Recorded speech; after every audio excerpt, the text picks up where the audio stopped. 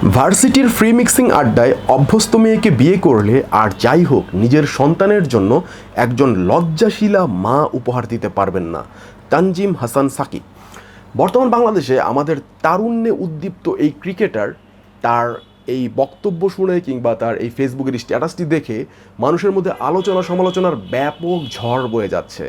কেউ কেউ বলতেছেন যে একজন জাতীয় দলের ক্রিকেটার এমন একটা অবস্থানে থেকে কি করে তিনি এমন ধরনের একটা কথা বলতে পারলেন যেটা ধর্মের সাথে সামঞ্জস্যপূর্ণ। আবার অনেকে বলতেছেন তিনি জাতীয় দলে থেকেও একজন ক্রিকেটার হয়েও ধর্ম নিয়ে এত সুন্দর করে চিন্তা করে স্ট্যাটাস দিয়েছেন, এটার জন্য প্রশংসা করতেছেন।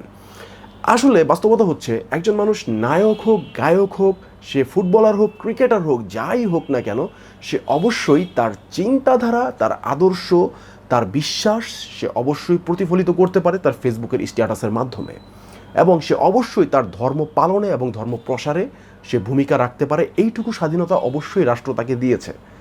সো আমাদের এই ক্রিকেটার ভাই তার যে মনের অভিব্যক্তি তিনি যেটা পোষণ করেছেন তার ফেসবুকের স্ট্যাটাসের মাধ্যমে, সেটাতে ভুল কিছু দেখছি না। অবশ্যই এটা আমি অ্যাপ্রিসিয়েট করি এই কারণে যে আল্লাহ সুবহানাহু ওয়া তাআলা পবিত্র কোরআনের সূরা আন-নূর 24 নম্বর সূরার 19 নম্বর আয়াতে বলেছেন, নিঃসন্দেহে যারা মুমিন পুরুষ এবং মুমিন নারীদের মধ্যে অশ্লীলতার প্রচার প্রসার ঘটবে এমনটা কামনা করে তাদের জন্য দুনিয়াতে এবং আখিরাতে রয়েছে যন্ত্রণাদায়ক আযাব।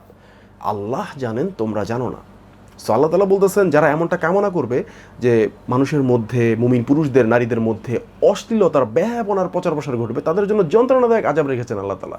ফ্রি মিক্সিংয়ের মাধ্যমে কি হয়, একটা মেয়ে বা একটা ছেলে তারা অবাধে মেলামেশা করতেছে, চলাফেরা করতেছে, কাঁধে হাত দিয়ে কথা বলতেছে, অনেকে কোলাকুলি করতেছে, নানান ধরনের কাজকর্ম করতেছে, উল্টাপাল্টা পোশাক পরতেছে যেটা ইসলাম সাজেস্ট করে না বা সমর্থন করে না।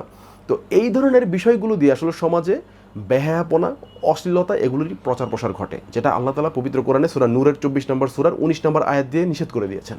তাহলে আমাদের এই ক্রিকেটার ভাইয়ের কথা কিন্তু আল্লাহ তাআলার এই কোরআনের বাণীর সাথে অবশ্যই মিলে যায়। সো অবশ্যই তার এই ধারণাকে, তার এই সুন্দর যে দর্শন, মনের যে আকুতি, সেটার সাথে আমি একাত্মতা পোষণ করি এবং আমার মনে হয় প্রতিটা মুসলিমেরই একাত্মতা পোষণ করা উচিত, কেননা তার কথাগুলো কোরআনের সাথে সামঞ্জস্যপূর্ণ। সো এখন অনেকে ভাবতে পারেন ইসলাম কি মেয়ে মানুষদেরকে ঘর মুঠো করে রাখতে চাচ্ছে, তাদের কি একদম শিক্ষা দীক্ষা সব কিছু বন্ধ করে রাখতে চাচ্ছে? না, ব্যাপারটা এমন না, একদমই না। আমার নিজের ওয়াইফের, আমি কয়েকদিন আগে আমার ছেলে হয়েছে, তার আমি যখন ওয়াইফের সিজার করাই তখন কিন্তু একটা পুরা মহিলা সেটআপে সিজার করিয়েছি। অর্থাৎ সেখানে মহিলা ডাক্তার, মহিলা আপনার হচ্ছে অ্যাসিস্ট্যান্ট, মহিলা নার্স, মহিলা সব কিছু, সেখানে কোনো ছেলের কোনো অস্তিত্বই ছিল না। সো এই যে সেটআপটা তৈরি করা হয়েছে, এরা সবাই কিন্তু শিক্ষিত, একজন ডাক্তার, তার অ্যাসিস্ট্যান্ট সেও ডাক্তার। তো এরা তো মহিলা ডাক্তার, তাই না? তো এরা মুসলিম ছিল সবাই, হ্যাঁ, অনেক হিন্দু ডাক্তারও রয়েছে আমাদের সমাজে, মহিলা ডাক্তার। তো যদি এই মহিলারা শিক্ষিত না থাকতেন, তারা যদি ডাক্তার না হতেন, তাহলে কি করতে হতো? আমার ওয়াইফের হয়তো একটা ছেলের কাছে সিজার করাতে হতো, পর্দার লঙ্ঘন হতো।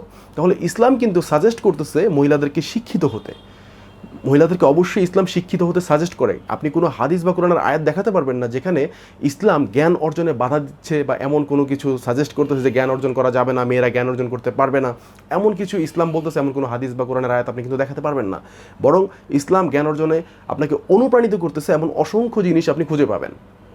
তাহলে ইসলাম অবশ্যই জ্ঞান অর্জনে সাজেস্ট করতেছে, কিন্তু পর্দার মধ্যে থেকে, অবশ্যই পর্দার মধ্যে থেকে, ফ্রি মিক্সিং না করে।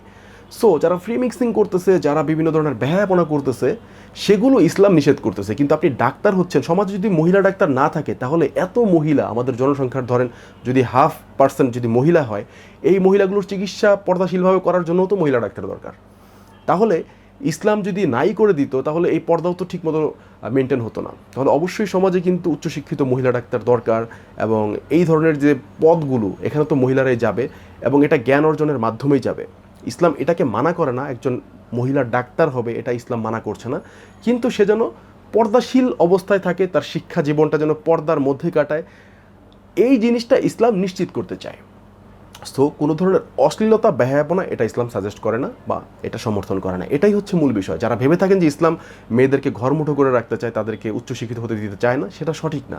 বরং ইসলাম মানুষকে উচ্চশিক্ষিত হতে দিতে চায়, সেটা পর্দার মধ্যে থেকে, আল্লাহর বিধানের মধ্যে থেকে।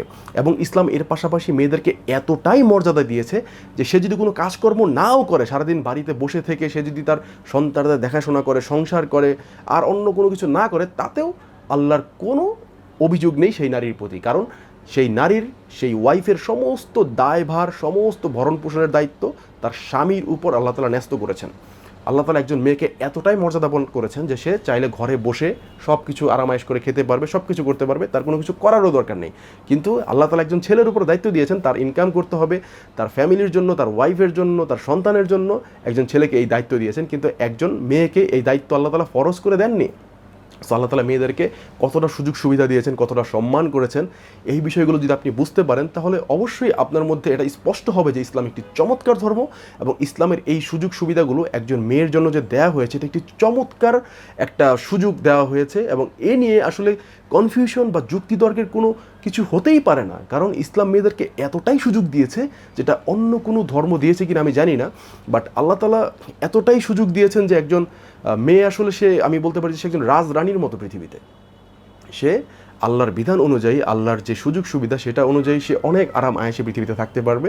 এবং ইসলাম কোনোভাবেই তার শিক্ষিত হওয়া এটাকে বাধা দিচ্ছে না, শুধু নিশ্চিত করতে চাচ্ছে সে যেন পর্দাশীল অবস্থায় থাকে এবং সে যেন কোনো ধরনের হারাম কাজে লিপ্ত না হয়, এতটুকুই। সো আমার আজকের এই ভিডিওর মূল উদ্দেশ্য হচ্ছে আমরা যেন একজন ক্রিকেটার ভাই তিনি তার অবস্থানে থেকেও যেভাবে ইসলামের ব্যাপারে চিন্তা করে, আমরা যেন আমাদের অবস্থানে থেকে এই ব্যাপারগুলো চিন্তা করতে পারি।